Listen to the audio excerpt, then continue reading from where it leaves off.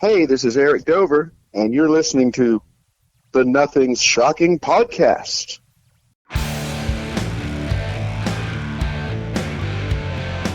Want to know what's going on in the world of music? Then tune in to the Nothing Shocking Podcast, a non-genre based, all-ages friendly rock and roll program. Join us weekly for interviews with all your favorite rock stars from the mainstream to the underground. You can find us at nothingshocking.libsyn.com or anywhere you download podcasts.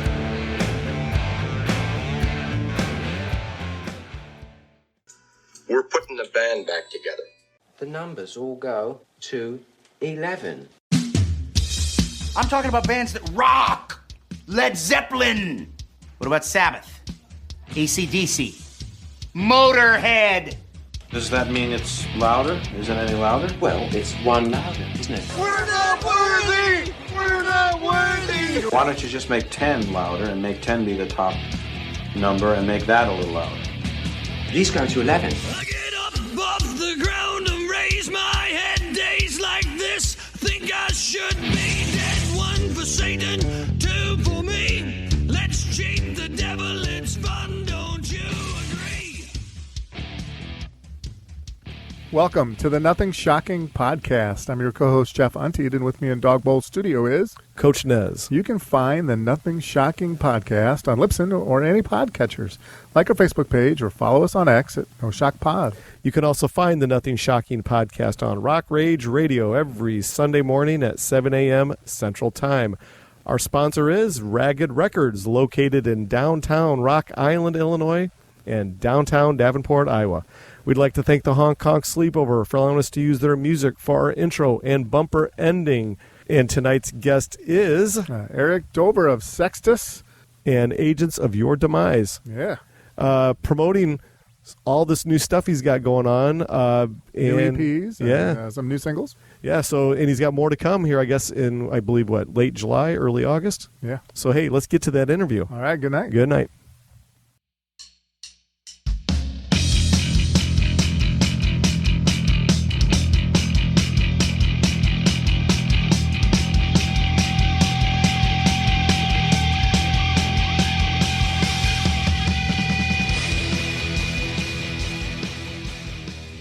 Eric, welcome to the Nothing Shocking Podcast. I'd like to introduce you, my co-host, Jeff Untied. Eric, thanks for joining us tonight. Great to be here, Jeff and Eric. How you guys doing? Yeah, we're great, man. We're especially great since we got you on the phone tonight. So let's get right into this, man. So this past February, Sextus released the band's newest EP, Hello the Mushroom. Can you talk to us a little bit more about the writing and recording to this new endeavor? Yes, it came out in February. I'd been working on it probably a couple of years before. It's taken a while to sort of piece together. I mean, projects, when you start them, you may be going on for a while and everything's sailing along, and then something will stop you, and you have to, reconvene at another time. But so about 2 years, and it's basically all the songs I wrote them, played on everything, and then I had Joe Travers of Frank Zappa fame play drums, and a good friend of mine, Shane Solowski, he has a studio, so we cut drums there, and 6 songs. I'm waiting to put out another EP, so it'll be volume 2, so we'll have a kind of a complete record. So I'm kind of just beginning to start on that right now. Oh, very good. Well, I guess talk a little bit more about the challenges of being a multi-musician and playing some of the different parts. I know you can track them all individually and put them all together, but can you talk a little bit more about the challenges of that? Well, it's extremely challenging because it really boils down to arrangement, and so when you kind of get an idea for a song, you might just have the basic bare bones of something, and then you have to kind of imagine where it could go. Sometimes that's a little bit of trial and error. Sometimes it can take, a few weeks or months. You might be, really frustrated and pissed off that you can't figure out a certain, 30-second section in the song, like, why is this not working, And then you sleep on it, you wake up one day and go, oh, I think I'll try this, So it's not really like a factory where I'm sort of just rattling it out. It sort of takes a little bit of thought and you just want to get the arrangement to where it can be effective for the song and serve the song, and work with the lyrics and the melody and all that. So it is a little bit of a discovery process for every song that I write, mainly because I don't like to repeat anything if I can help it. I don't like to write the same song twice if I can help it, which puts me kind of at a disadvantage, but that's just how I like to roll. So. Oh, very good. Well, Lothario is my favorite track. It gives me that spaghetti western vibe to it, especially after you view the video. Talk a little bit more about the inspiration behind that track. Yes, Lothario is a special one. I had that one kind of bumping around in the demos that I was working on for the record, and I played it for a few friends. They're like, I kind of like the vibe of this one. Why don't you work on it? And so I did, and I got inspired by a Sparks song called Perfume, which he's kind of rattling off all the different perfume names in the song. And I went, well, I've never written a name song. Let's try it. Okay. And, which it worked out perfectly for the music. And it's basically kind of the gist of the song lyrically is more or less about, kind of an inability to foster intimacy. I know there's a popular song out now, on TikTok. I can't remember the guy's name, but it's you'll be married in a year in the suburbs. I think he said that song was about the inability to foster intimacy. But everybody rips me off. What can I say? But it just made sense, and kind of in this age of cell phones and online dating. I mean, I'm not disparaging any of it. People have found their mates online, but it is a little bit depersonalized compared to the way that I grew up, I guess, back in the Bronze Age. So, fair enough. Well, let's talk a little bit about Sextus itself, the band. It's some fans might not know that it's been around for a while. So, Stranger Than Fiction, your first album, came out in 2008. Can you talk a little bit about the formation of the project or band? Yes. After I was in a band called Imperial Drag in the late 90s with Roger Manning Jr. from Jellyfish. And we released one record. Did tour the world behind that. We played a few weeks with Alanis Morissette and, traveled the world with it. But that project, we kind of disbanded. And then I decided to start Sextus roughly about 2000. And so I've been writing music ever since. I really never stop. And then I chose the name Sextus because kind of originally it was going to be like a 6-piece band. Yeah.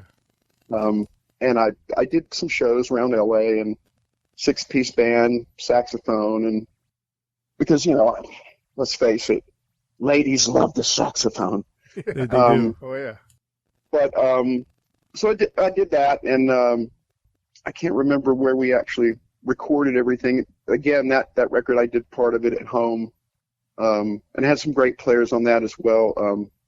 Jason Harrison Smith, I remember, played drums on that. He plays with Albert Lee presently. Chris DeClerc, who plays with Bruce Dickinson at the moment. Wes Stiles, another good friend of mine, guitar player from LA, very talented.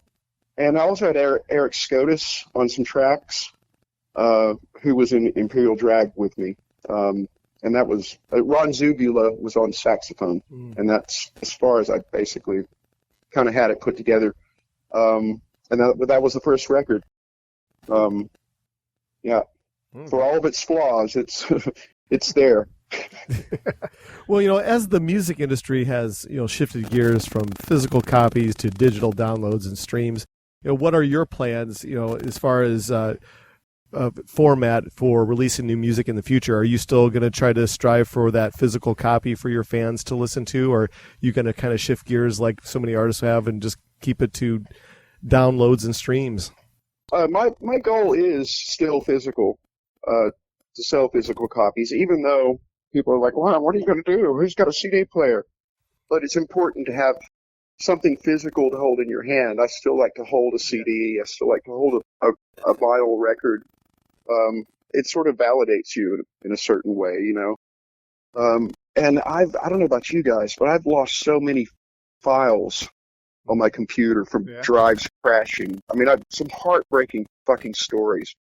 So, yeah, physical is still better to me. And I'm, pretty much direct to the audience. They can buy off of my site at sextus.com. Very good. Yeah. Well, I guess, when it comes to the physical product in the popular culture, where it was everything back when we were kids in the 80s and going back to 70s and 60s and all the way up to the early 2000s. With that being said, for you've been in the business for a long time.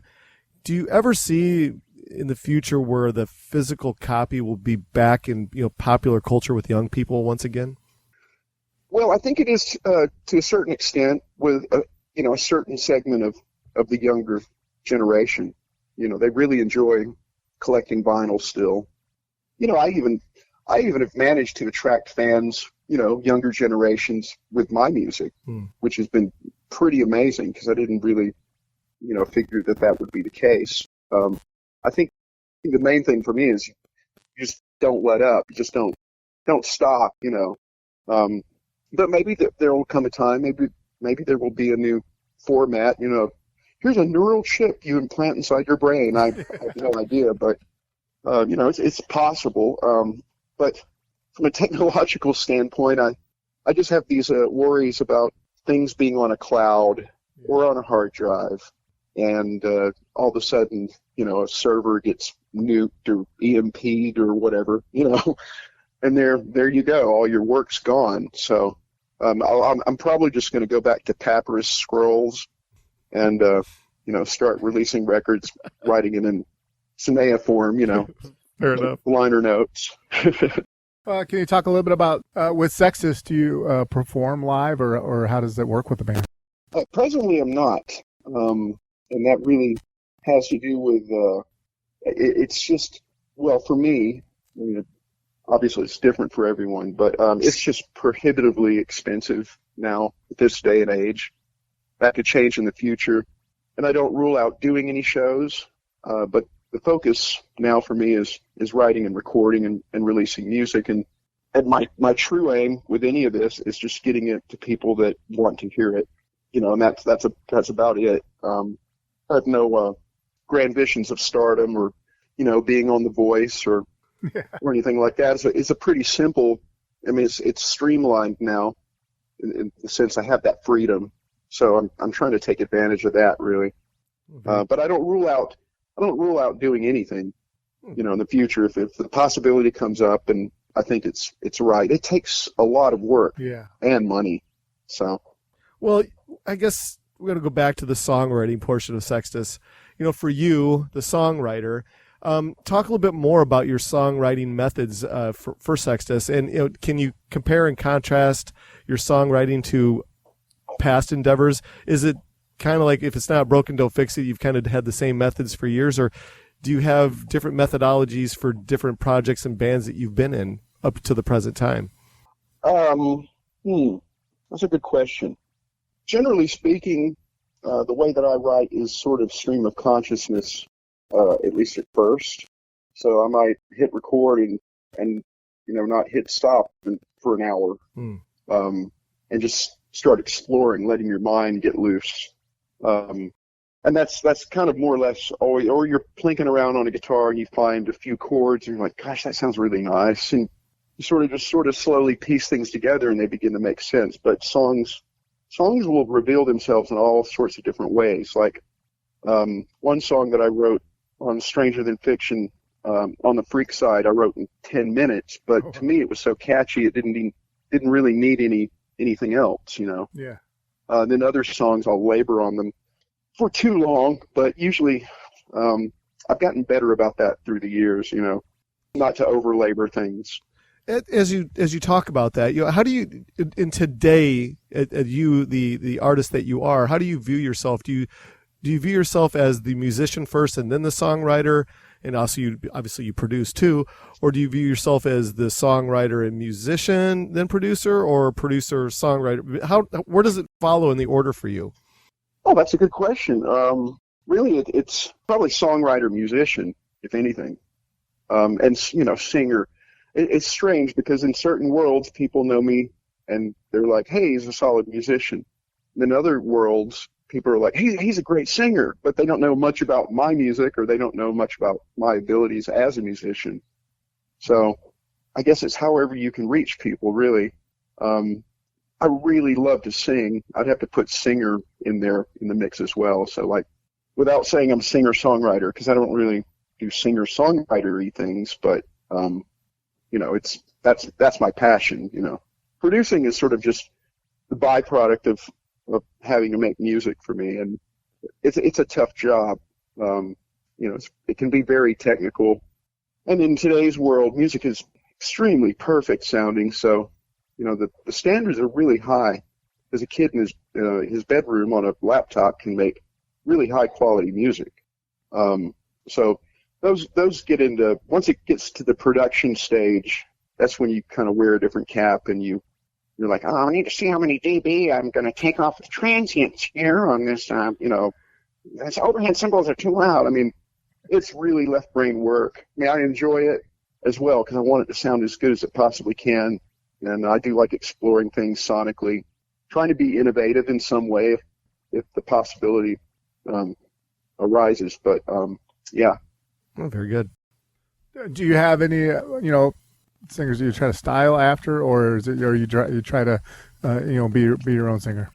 Again, another good question, because we all have influences. Yeah. And I've always been, there's a few singers I've always been a big fan of growing up. I really loved Sting when he was edgy in the early days. I loved Prince, loved David Bowie. Yeah. I absolutely love Mark Bolan. I'm the biggest T-Rex fan in existence. But also, I've been singing since I was, 15 years old or something, and I was more or less the default singer in the band. Nobody wanted to sing. And I sounded like Peter Brady at first for many years. Yeah. I sounded absolutely horrible. But once I joined Jellyfish, it was an amazing period because it was a lot like boot camp, and you learned how to sing in an ensemble, and so that gave me a lot more confidence. And I think I'm probably singing better than I ever have, honestly. But it's all about the emotion behind it. So just trying to get that emotion across, whatever that might be. Vocally, your vocal style is very unique. Yeah. Can you talk a little bit more about vocal preparations and exercises that you do for yourself when it comes to belting out those tunes? Because it's very evident that your voice is very unique. Oh, thank you. That means a lot to me. Honestly, people would kill me when I say this, but I don't do anything. I drink a beer, smoke some weed. I've been doing it for so long that it just turns on.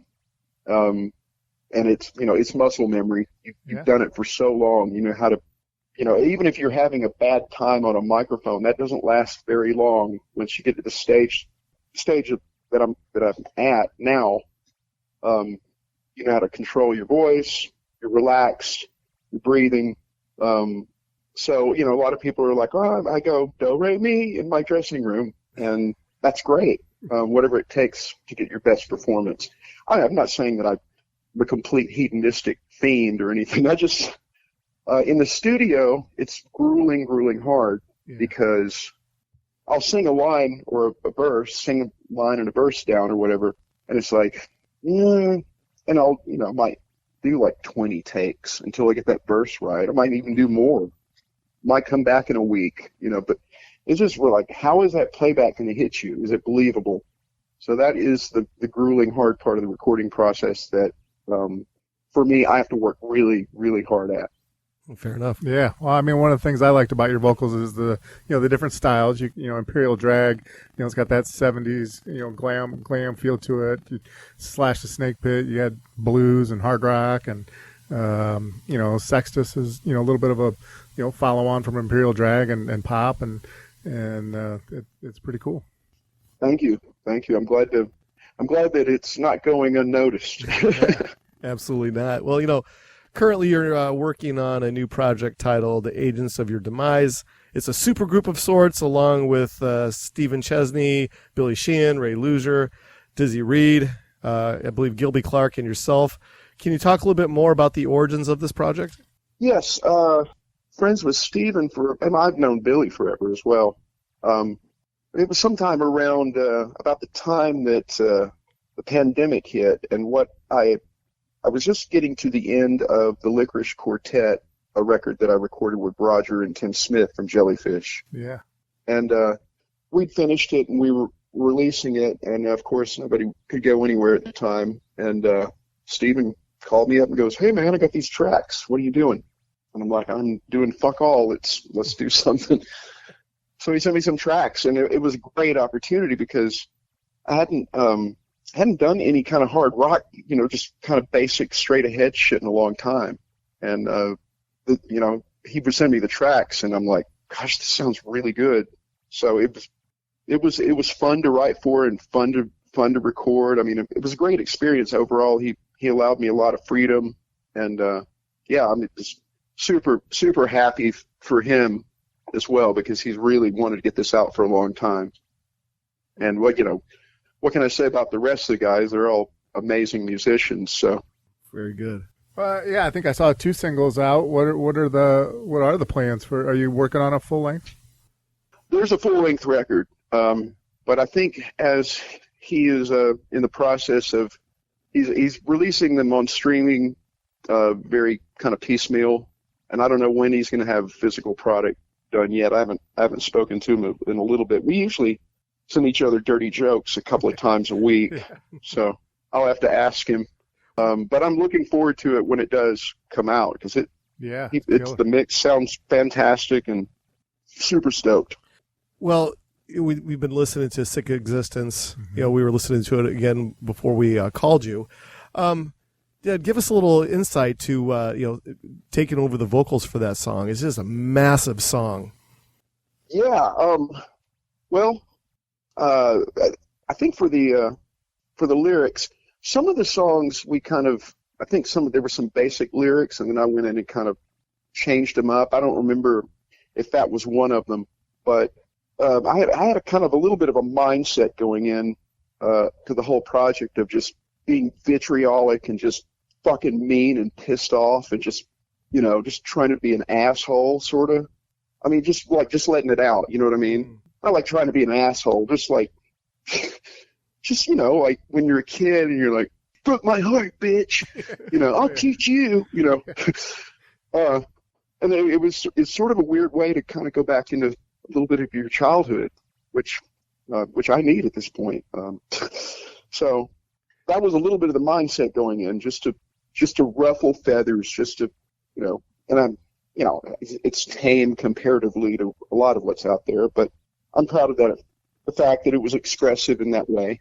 It's a very aggressive song. It's a very chip on my shoulder type vocals to it. The cool thing about that song is how it hits you right in your face right away. As soon as you press play, that song is right at it. And as far as you've been in many different bands and projects that have different type of styles to it. Talk about taking the vocals over for such an aggressive track. As far as recording them, yes, it's really the same. It's the same as what I do with anything. In fact, when we released the Lickerish Quartet, we also were selling kind of experiences, like, do you want us to do vocals on your record? And it's grueling hard work, especially with a Lickerish Quartet, because it was like 3 and 4 part triple tracked harmonies, and cool. There's no margin for error. Yeah. With the Sick Existence and tracks like that, it's there's obviously not layered vocals and stuff like that, but it was still grueling that you wanted to get that take just right. You want that inflection in your voice to be a certain way, or stress a certain syllable or whatever. So, it's a weird process for me, because I'll go in the studio. I work here by myself in my own place, and I can work with an engineer, no problem. But I work a lot faster by myself, and I have to keep that momentum going. So I'll go for like 8 hours pressing and hitting delete and hitting save, jumping back and forth in between the vocal booth, just like with this giant hard-on to get, you know, you start kind of going into it. It's like a journey, you know, each song. So, but the work ethic's pretty crazy here. Very good. Yeah. So, like, Eric and I are big fans of supergroups, and you know, you have different ones out there. Some are like a one-off project, or some are, you know, consider themselves a full band. After this full-length album that's coming out, what are there more plans to continue, or how's it work for this particular project or band? For anything that I'm doing, I'm never stopping. You know, Yeah. I'm pretty much a lifer on it. It's just the only thing that really feeds my soul, I think. So, you know, giving up's kind of not an option. But they're you know, I get to play with so many talented people in LA. I mean, just people that I'm astounded by their talent. Like Joe Travers, for example, who you know, we've become very close, and we play together quite a bit. In fact, we played at Kurt Russell's party last week. Oh, wow. So me and him and the saxophonist from Kenny Loggins' band, and Nice. I'm just people that have all these great pedigrees. So I've been extremely lucky to find, and you know, really, most musicians in LA know of each other. It's a big city, and it's a small town too. So, yeah. Oh, fair enough. You know, with all of the endeavors and projects and bands that you've been a part of over the years, do you have a favorite album that you've done? And do you, on the flip side, do you have an album like, man, I wish I could have a redo and re-record that album? Yeah. Long and short, yes, of course. Well, it's not albums as much as songs, maybe. I think if I'd had a chance to redo Boy or a Girl from the Imperial Drag record, I would be up for that. I think we missed the mark on the tempo with it, even though it's sleazy. I think we could have picked it up a little bit. And I've covered that song through the years with Lost Angels. We'd go out and tour Europe or Australia or somewhere, and you know, we'd pull out that. But well, there's songs on Sextus too that I go, well, it's not. I wish I'd done that different. but you know, you sort of have to start just owning these things and accepting them for what they are. And who knows, maybe one day I may recut something. But kind of it's sort of like, you know, once it's done, I don't listen to it.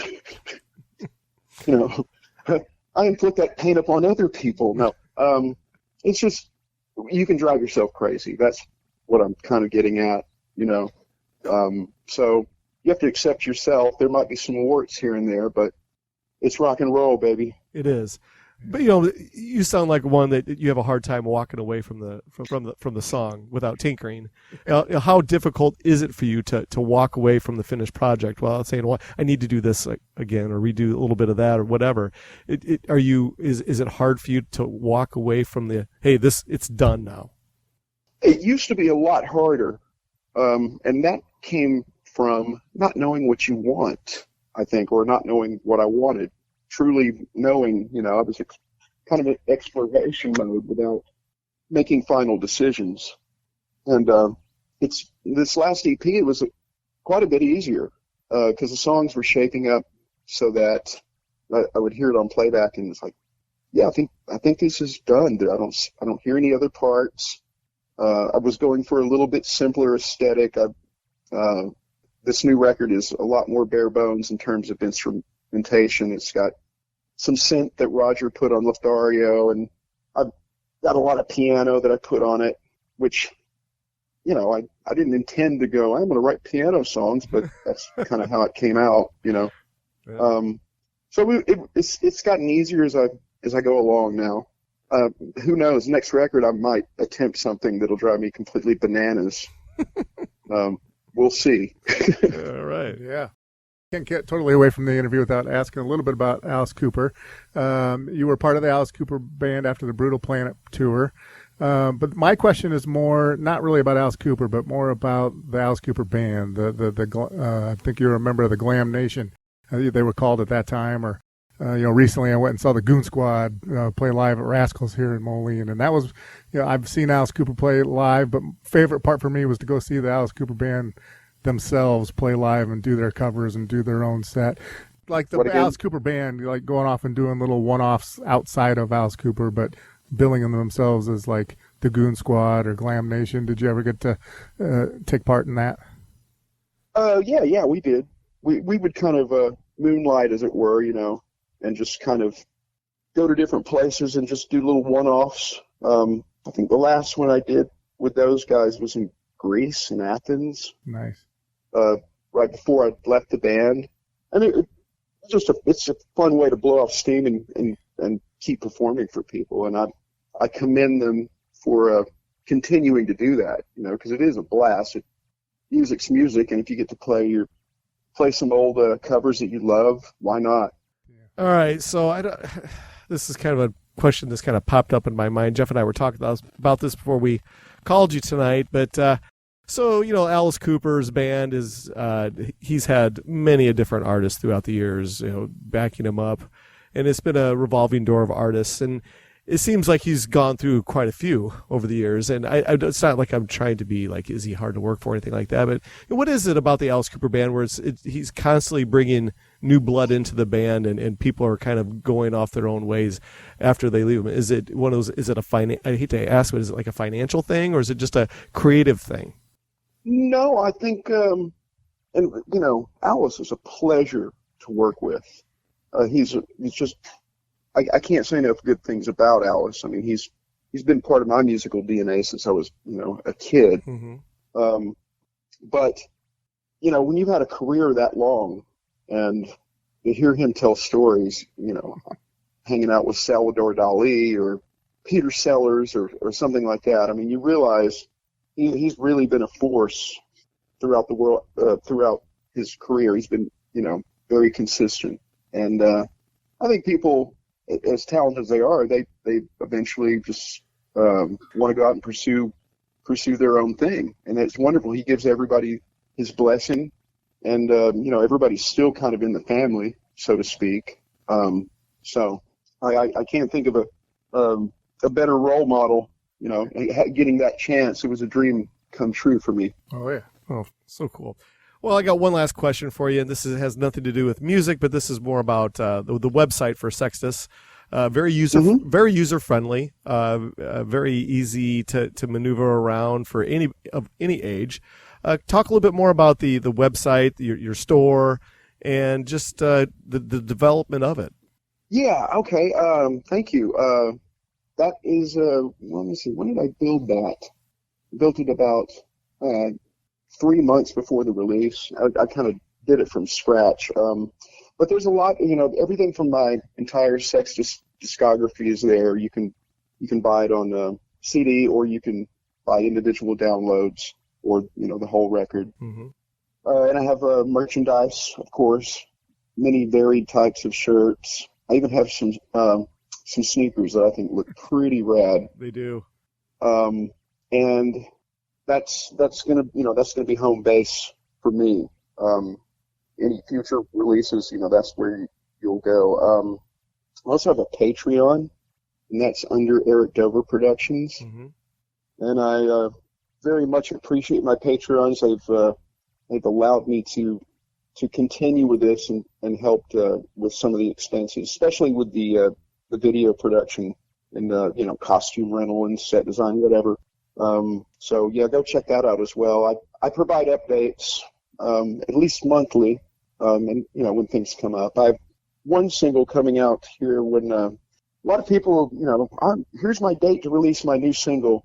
But I've got a one-off song coming out, and it's the release date will be based on the temperature in Los Angeles. So once it hits above 100 degrees consistently for a number of days, then I'm going to release it, because it's kind of a light, jaunty little summery, happy song, which we all need those from time to time. Oh, yeah. You bet.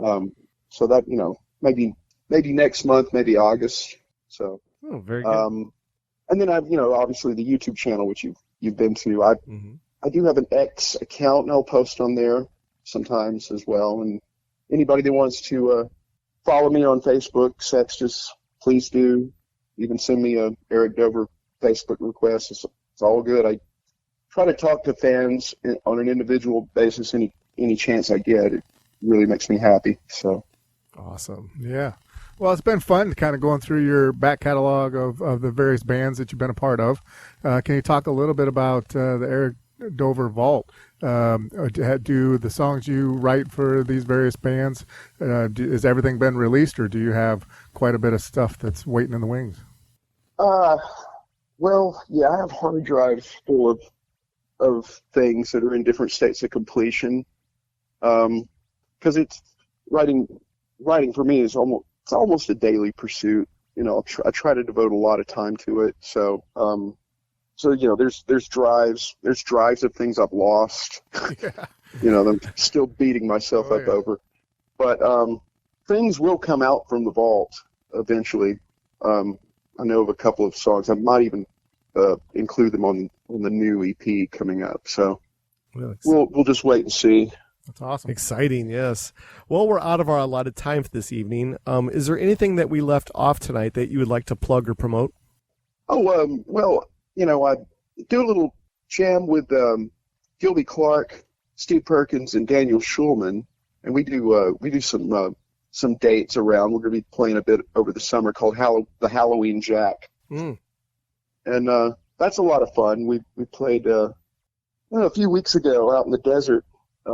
Packed crowd of people, great time. It's just a great excuse to come out and meet us and hear some very, very loud rock and roll. That's cool. So very cool. Anything to keep it loud, man. Yeah. I don't know. Today people are using amp modelers. I can't hear any feedback. I'm like confused, but not in that situation. Yeah, this is how things are going to work out. Once Jeff, the editing wizard over here, gets all of my boogers cleaned up, we'll have this all edited out and sent to you. And please share it on all of your socials if you could. Oh, absolutely. Yeah, you got it. And I truly appreciate the opportunity to speak to you guys. We are so honored to have you. Yeah, it's been lots of fun. Yeah. Eric, thank you so much. Yeah, thank you. Thank you, guys. Yeah. I appreciate it so much. Absolutely. Hope you have a good week ahead. Excellent weekend. Yeah, you too. And I hope to see you down the line. Hey, you guys have a great one, man. You too. Take care. Thank you. Bye-bye. Okay, bye.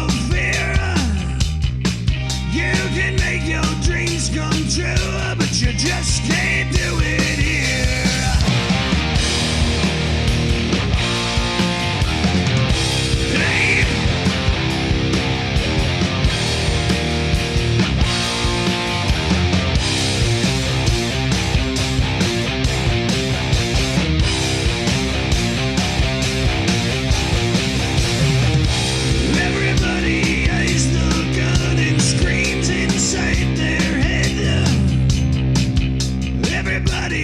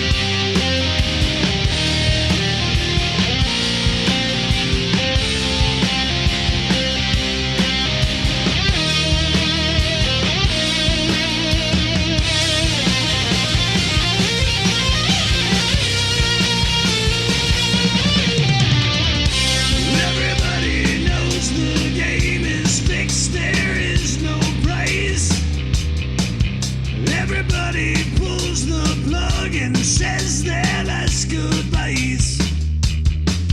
Move to the sunshine, fight the grip of nights. If they ever take from you, then you plug out.